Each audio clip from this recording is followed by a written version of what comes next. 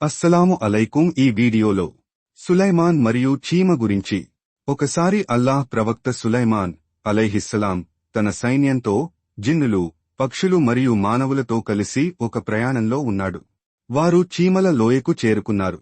అక్కడ చీమలు తమ పనుల్లో మునిగి ఉన్నాయి. చీమల రాణి చీమ చేరుకుని తన సహచరులకు అరిచింది, ఓ చీమలారా, మీ గుడ్లలోకి వెళ్ళండి. సులైమాన్ మరియు అతని సైన్యం మిమ్మల్ని తమకు తెలియకుండానే మెదపెట్టకుండా ఉండటానికి. సులైమాన్ ఈ మాటలు విన్నాడు. అతనికి అల్లాహ్ చీమల మాటలు అర్థం చేసుకునే సామర్థ్యం ఇచ్చాడు.